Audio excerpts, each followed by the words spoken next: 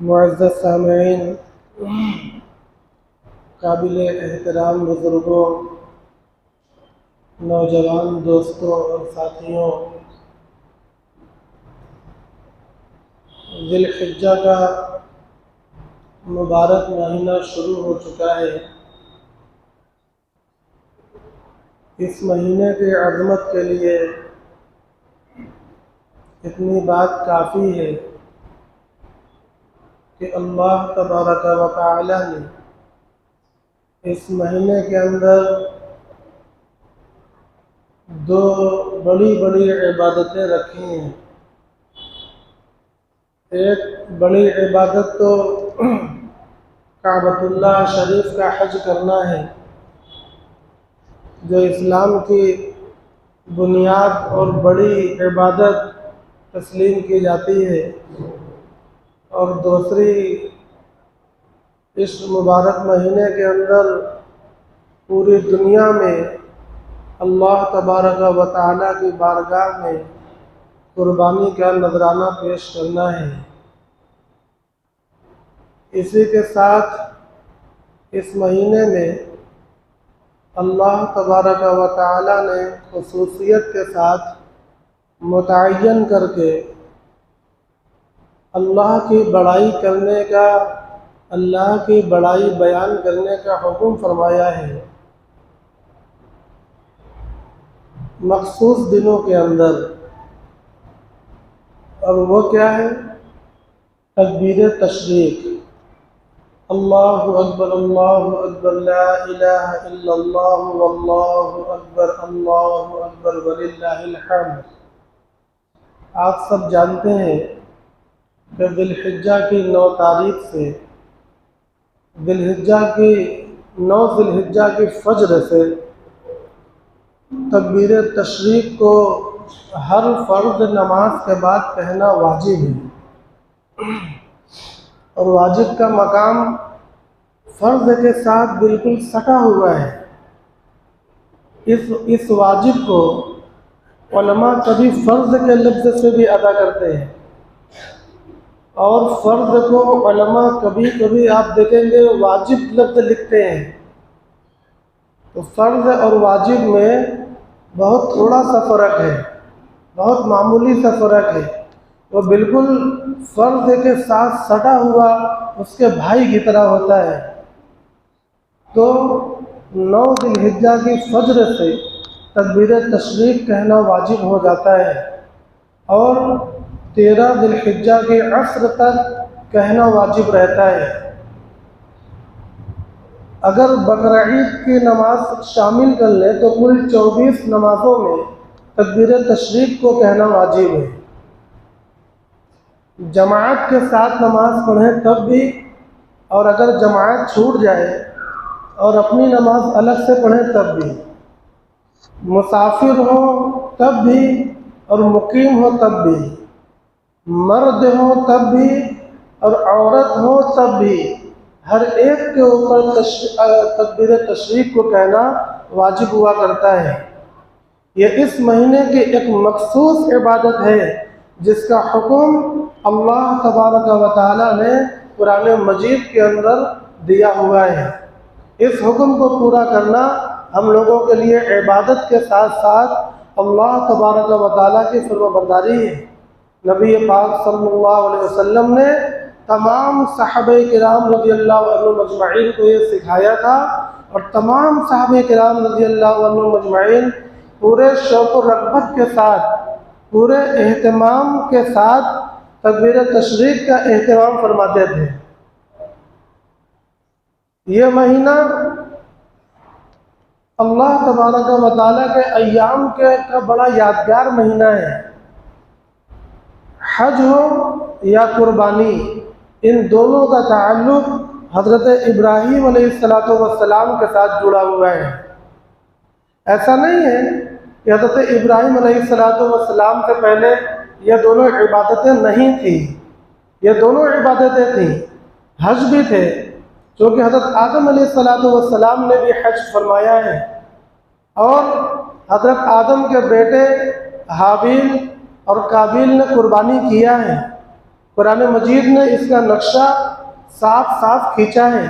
تو یہ دونوں عبادتیں حضرت ابراہیم علیہ السلام سے پہلے بھی تھیں، مگر حضرت ابراہیم کے زمانے میں اور حضرت ابراہیم علیہ السلام کے ذریعے سے ایسا عجیب و غریب واقعہ پیش آیا کہ اللہ تبارک و تعالی نے یہ فرمایا وَتَرَكْنَا عَلَيْهِ فِي الْآخِرِينَ، اب ہم نے اس کو بطور یادگار کے ہمیشہ باقی رکھ دیا۔ اللہ تبارک و تعالی نے اس کو شریعت بنا دیا، اس کو دین بنا دیا۔ واقعہ بڑا مشہور ہے، بطور لطف کے اور بطور نصیحت کے اور بطور کچھ سبق کے اس کو آج دوبارہ دہرایا جاتا ہے، دہرا رہا ہوں۔ حضرت ابراہیم علیہ السلام نے خواب دیکھا کہ میں اپنے بیٹے کو ذبح کر رہا ہوں۔ کتابوں میں آتا ہے کہ یہ خواب متواتر 3 دن تک دیکھا، 3 رات دیکھا۔ ان کو یقین ہو گیا کہ اللہ تبارک و تعالیٰ کی طرف سے یہ تاکیدی حکم ہے۔ چنانچہ آپ نے اپنے بیٹے سے مشورہ کیا، یا بنی انی ارا فی المنام انی اذبحک فانظر ماذا تری، اے میرے پیارے بچے، یا بنیہ کا ترجمہ ہے، صرف بیٹے نہیں بلکہ پیارے بیٹے، بنیہ میں پیار چھپا ہوا ہے۔ ایک ہے اب منے باپ، ابیہ اے میرے پیارے باپ، ایک ہے یا بنی اے میرے بیٹے، ایک ہے یا بنیہ اے میرے پیارے بیٹے، ایک ہے عربی کا لفظ تعال، آؤ، تعال آؤ، ایک ہے حی علی الصلاۃ، حی علی الفلاح۔ اس کے اندر بہت شدت ہے، آؤ، بہت شدت ہے۔ جیسے ایک عربی شخص نے ایک واقعہ لکھا تھا کتاب میں کہ ایک مال کے اندر وہ خریداری کر رہا تھا اور اس کا بیٹا چھوٹا بچہ وہ مال کے اندر بار بار سامان کو چھو رہا تھا، دیکھ رہا تھا، تو باپ بار بار یہ کہہ رہا تھا کہ بیٹا آؤ چلے، تعال یا بنیہ، لیکن وہ بچہ آ نہیں رہا تھا۔ وہ باپ کی بات کو نظر انداز کر رہا تھا، تو باپ نے ذرا سختی سے کہا حیا یا بنیہ۔ اب بیٹا سمجھ گیا کہ کوئی گنجائش نہیں ہے، اب آنا پڑے گا، لہذا وہ چلا آیا۔ تعال اور حیا میں جو فرق ہے، اسی طریقے سے بنی اور بنیہ میں فرق ہے۔ اے میرے پیارے بیٹے، انی ارا فی المنام، میں خواب میں دیکھ رہا ہوں، انی ارا فی المنام، میں خواب میں دیکھ رہا ہوں، انی اذبحک، کہ میں تمہیں ذبح کر رہا ہوں، فانظر ماذا تری، تو ذرا غور کر کے بتاؤ کہ تمہیں کیا سمجھ میں آ رہا ہے، تمہاری کیا رائے ہے۔ قال یا ابت افعل ما تؤمر، اے میرے والد، آپ کو جو حکم دیا جا رہا ہے آپ اس کو پورا کریے۔ یہاں آپ دیکھیں حضرت اسماعیل علیہ السلام نے ما تؤمر لفظ فرمایا کہ جو آپ کو حکم دیا جا رہا ہے۔ اس سے علماء نے یہ مسئلہ نکالا ہے کہ انبیاء کا خواب یہ وحی ہوا کرتا ہے۔ بہت سے لوگ نہیں مانتے، خصوصاً جو لوگ اپنے آپ کو اہل قرآن کہتے ہیں آج کے زمانے میں، اور جو لوگ اپنے آپ کو اہل حدیث کہتے ہیں آج کے زمانے میں، ان کو یہ بات سمجھ میں نہیں آتی۔ وہ یہ کہتے ہیں کہ جس طریقے سے عام لوگوں کا خواب ہے اسی طریقے سے انبیاء کا بھی خواب ہے۔ ہم یہ کہتے ہیں ایسا نہیں ہے، عام لوگوں کا خواب تو خواب ہے، مگر انبیاء کا خواب وہ صرف خواب نہیں ہے بلکہ وہ اللہ رب العزت کا حکم ہے، یہ وحی ہے۔ دیکھیے حضرت اسماعیل علیہ السلام نے اپنے والد کے خواب سے کیا سمجھا، فرمایا یا ابت افعل، اے میرے والد آپ کریے، ما تؤمر، جس چیز کا آپ کو امر کیا جا رہا ہے، یعنی یہ امر الہی ہے۔ حضرت اسماعیل علیہ السلام نے مسئلے کو بالکل یہاں پر واضح فرما دیا، یہ امر الہی ہے۔ آگے فرمایا ستجدنی انشاء اللہ من الصابرین، اے میرے والد آپ مجھ کو انشاء اللہ پائیں گے صبر کرنے والوں میں سے۔ یہاں پر بھی بڑی حکمتیں ہیں۔ ایک تو انشاءاللہ کا اپنے اوپر بھروسہ نہیں کیا، دوسرا یہ نہیں کہا کہ آپ مجھے صبردار پائیں گے، بلکہ اس انداز میں بیان فرمایا کہ بہت سے لوگ صبر کرنے والے گزرے ہیں، صبر کے بڑے بڑے پہاڑ گزرے ہیں، انہی میں سے ایک آپ مجھے بھی پائیں گے۔ اگر یہ کہتے ہیں کہ آپ مجھے بڑا صبردار پائیں گے تو اس میں ایک دعویٰ ہے، اس میں ایک عجب ہے، اس میں اپنے کمال کا ایک اظہار ہے کہ میں بہت بڑا صبر والا ہوں۔ مگر آپ بڑوں کو دیکھیں، ان کی تعلیم کو سمجھیں کہ اتنا بھی پندار اور اتنا بھی عجب اپنے ذات کے لیے ان کو گوارا نہیں ہے، بلکہ انہوں نے یہ دکھایا کہ یہ میرا کوئی بہت بڑا صرف میرا کمال نہیں ہے، بلکہ صبر کرنے والے اور لوگ بھی گزرے ہیں، انہی کے نقش قدم پر مجھے بھی آپ صبر کرنے والا پائیں گے۔ چنانچہ کتابوں میں آتا ہے کہ حضرت ابراہیم علیہ السلام اپنے بچے کو لے کر چلے اور جہاں پر قربانی کرنا منظور تھا وہاں پر لے کر پہنچے۔ حضرت اسماعیل علیہ السلام آگے آگے اور حضرت ابراہیم علیہ السلام پیچھے پیچھے اور جنگل تک پہنچے۔ حضرت اسماعیل علیہ السلام نے کہا کہ اے میرے والد، آپ جب قربانی کرنے لگیں گے تو مجھے باندھ دیجیے گا، مجھے باندھ دیجیے گا تاکہ میں چھٹپٹا نہ سکوں، اور اپنی آنکھوں پر پٹی باندھ دیجیے گا تاکہ آپ کا دل نرم نہ ہو جائے اور اللہ کے حکم کو پورا کرنے میں یہ دل آڑے نہ آ جائے۔ یہ دل آڑے آتا ہے، یہ دل آڑے آتا ہے، ہم لوگوں کے ساتھ بھی یہی معاملہ ہے۔ آپ اپنی آنکھوں پر پٹی باندھ دیجیے گا، اور کہا کہ اے میرے والد، اپنا کپڑا سمیٹ لیجیے گا تاکہ میرے خون کے چھینٹے آپ کے کپڑوں پر نہ پڑ جائیں، جس سے میرا ثواب کم ہو جائے۔ یہ دیکھیے والد کا ادب، یہ دیکھیے والد کا احترام کہ اے میرے والد، اپنے کپڑوں کو سمیٹ لیجیے گا، ایسا نہ ہو کہ خون کے فوارے اڑے اور آپ کے کپڑوں پر جا پڑے اور یہ بے ادبی ہو جائے اور میرے ثواب میں کمی آ جائے، اس لیے اپنے کپڑوں کو سمیٹ لیجیے گا اور مجھے کروٹ کے بل لٹائیے گا۔ روایتوں میں دو طرح آتا ہے کہ منہ کے بل اور کروٹ کے بل۔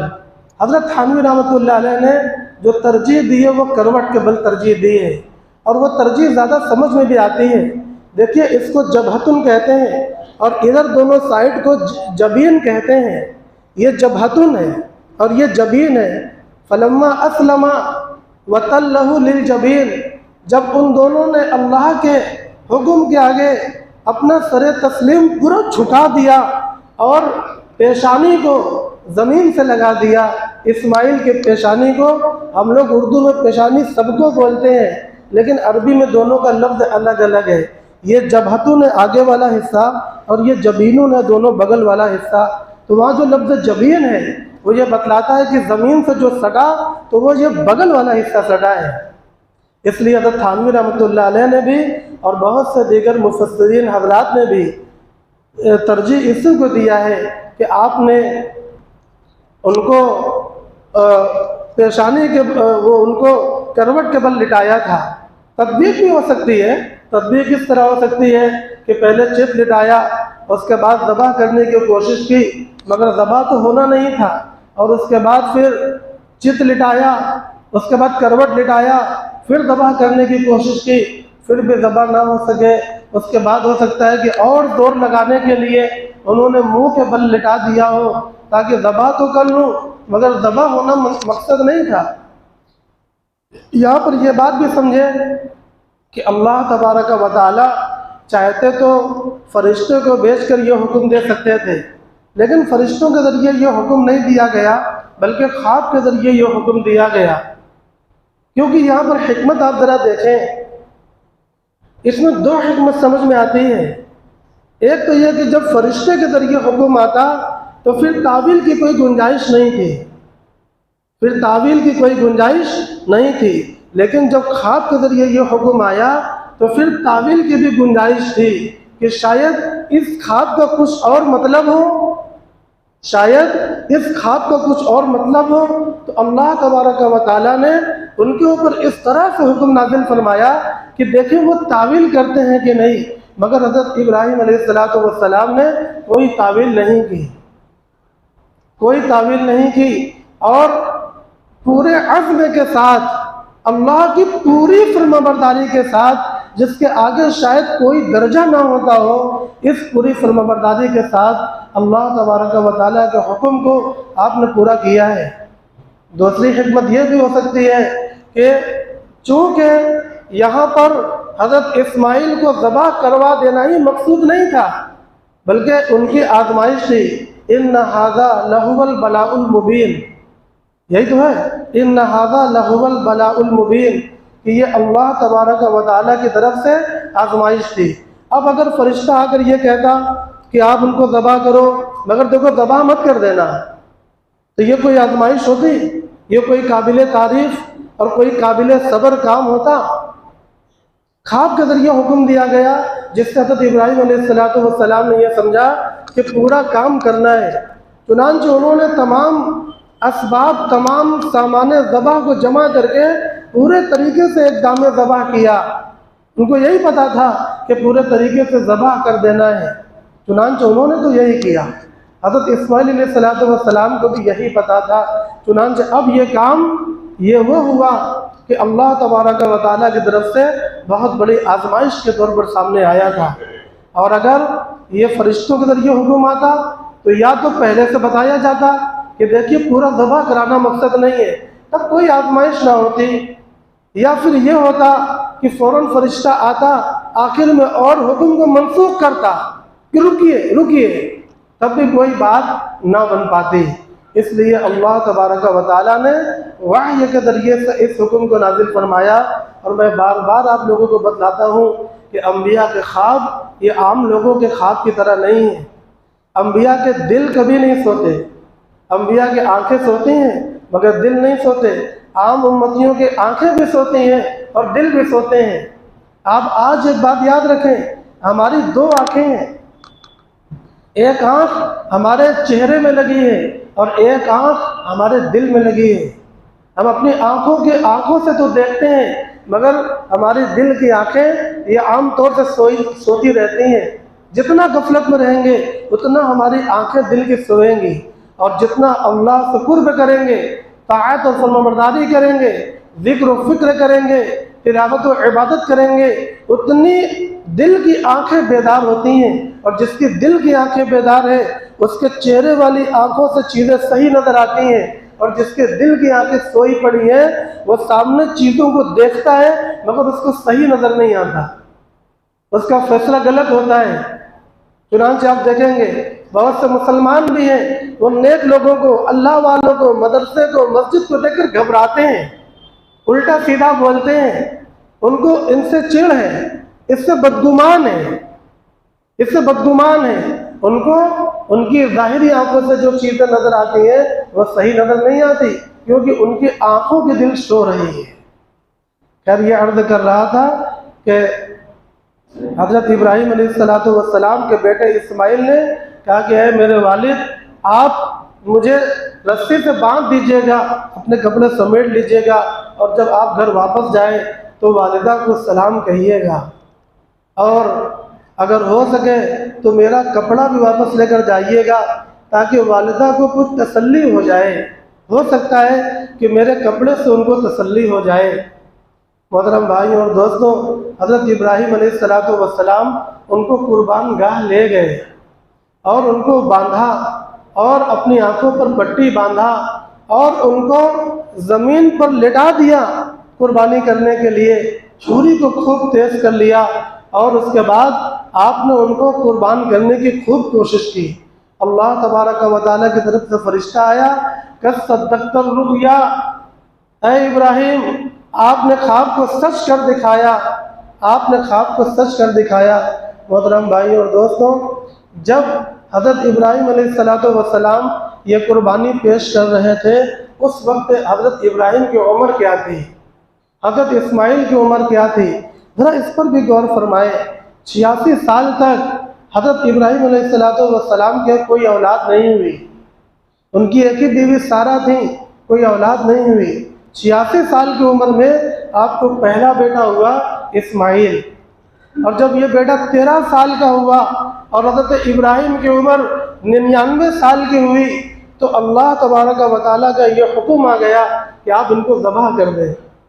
اب ذرا غور کریں کہ دعاؤں کے نتیجے میں پیدا شدہ بیٹا، دعاؤں کے نتیجے میں جب حضرت ابراہیم علیہ السلام اپنی قوم سے بالکل مایوس ہو گئے تو فرمایا تھا انی ذاہب الی ربی سیہدین، اب میں قوم کو چھوڑ کر جا رہا ہوں اپنے رب کی طرف، وہ مجھے ضرور کوئی راستہ دکھائے گا۔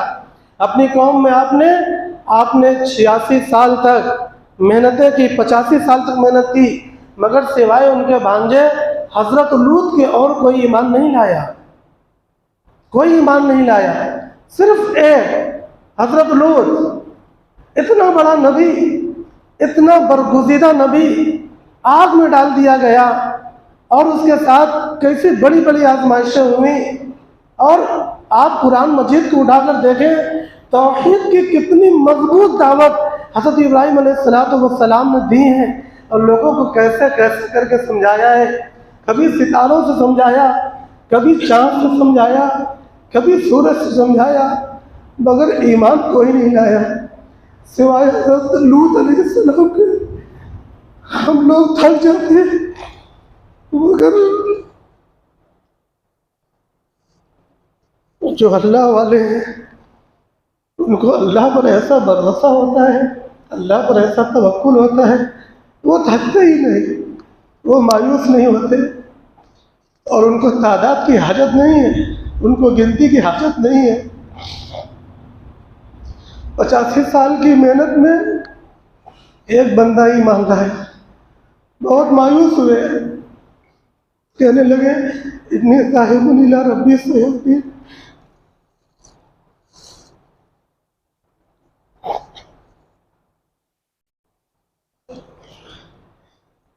چھوڑ کر میں جا رہا ہوں، میرا رب مجھے راستہ دکھائے گا۔ چنانچہ آپ اپنی بیوی کو لے کر نکل گئے، اور اسی وقت آپ نے دعا مانگی تھی رب ہب لی من الصالحین، اے اللہ کوئی میرا ساتھ دینے والا نہیں ہے، آپ مجھے صالح اولاد عطا فرما دیجئے تاکہ میری دعوت کا کام تو باقی رہے۔ اللہ تبارک و تعالیٰ نے بشارت دی کہ میں تمہیں بیٹا دوں گا، چنانچہ اللہ نے بیٹا دی۔ اور جب وہ بیٹا بڑا ہوا تو اس کے ذبح کا حکم آیا۔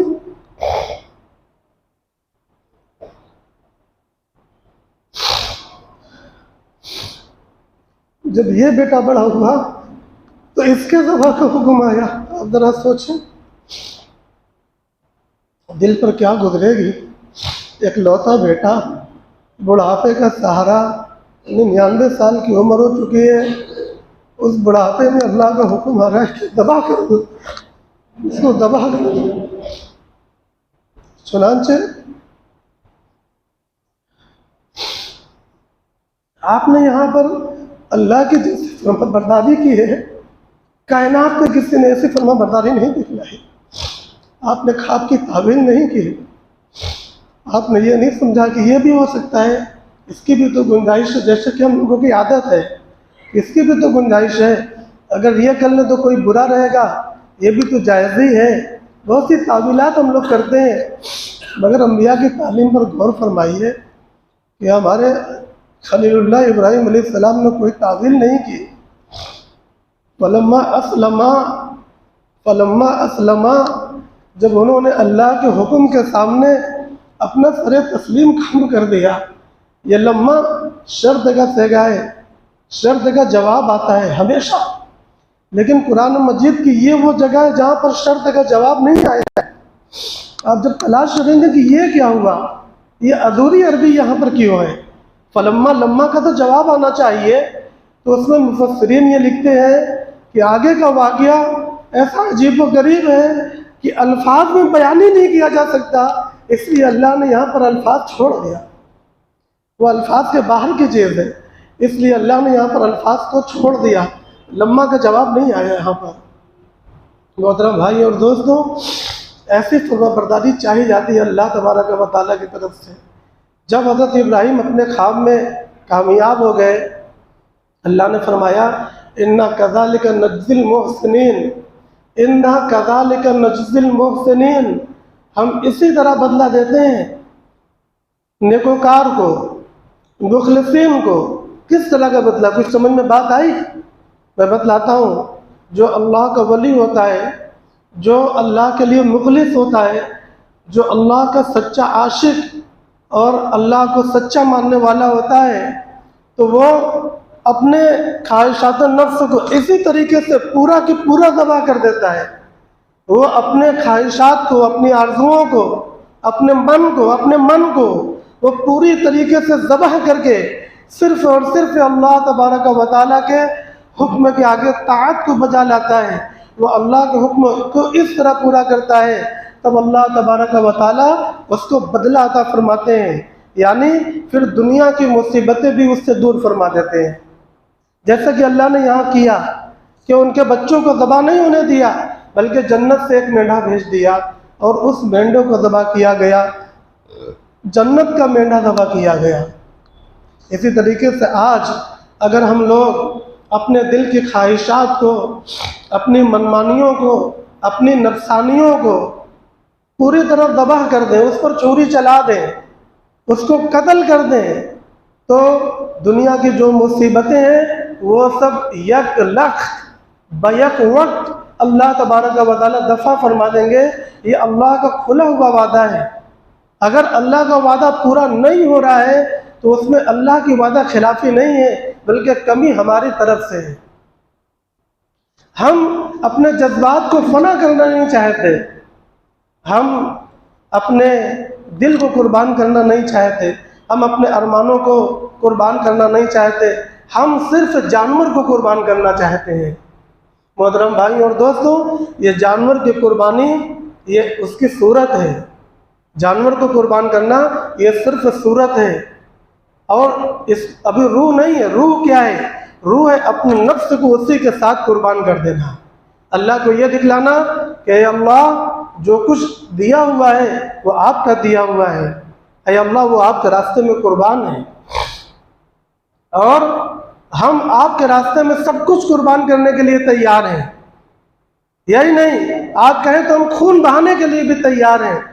تو یہ صرف جانور کا خون جو ہم لوگ بہاتے ہیں یہ صرف ایک صورت ہے، لیکن در حقیقت وہاں پر یہ پیش کرنا ہے اے اللہ آپ کا جو بھی حکم آئے گا وہ ہمارے سر آنکھوں پر ہوگا، ہم اس کو اسی طرح پورا کریں گے۔ جس طرح آج ہم اس جانور کے گردن پر چھری چلا رہے ہیں، اپنے نفس کی گردن پر بھی ہم چھری چلائیں گے جب اس کا وقت آئے گا۔ اپنی خواہشات کو بھی مار دیں گے، جہاں پر آپ کا حکم آیا وہاں ہر چیز کو قتل کر دیں گے، مگر آپ کے حکم کو ہم ادھر ادھر ہونے نہیں دیں گے۔ محترم بھائی اور دوستوں، یہ ہے قربانی کی روح، یہ ہے قربانی کی روح۔ لیکن ہم لوگ صرف جانور کے جسم تک پہنچتے ہیں، روح تک نہیں پہنچتے۔ ایسا نہیں ہے کہ جسم تک پہنچنا یہ ثواب سے خالی ہے، یہ فضیلت سے خالی ہے۔ خدا کے واسطے میں ایسا نہیں کہنا چاہتا۔ اللہ کے نبی صلی اللہ علیہ وسلم نے یہ فرمایا ہے کہ قربانی کا بڑا مقام ہے، یہاں تک کہ قربانی کا خون زمین پر گرنے سے پہلے اللہ کے ہاں مقام قبولیت پر گر پڑتا ہے، قبول کر لیا جاتا ہے۔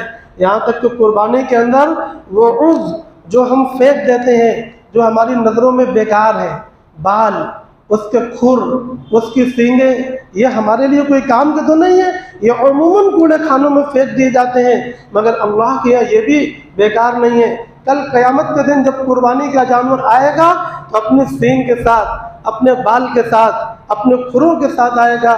ہم دیکھیں گے تو حیرت کریں گے کہ یہ بیکار چیزیں بھی آج ہمارے سامنے آ رہی ہیں، مگر وہ ثواب کے ساتھ سامنے آئیں گی۔ قربانی کی بہت فضیلت ہے۔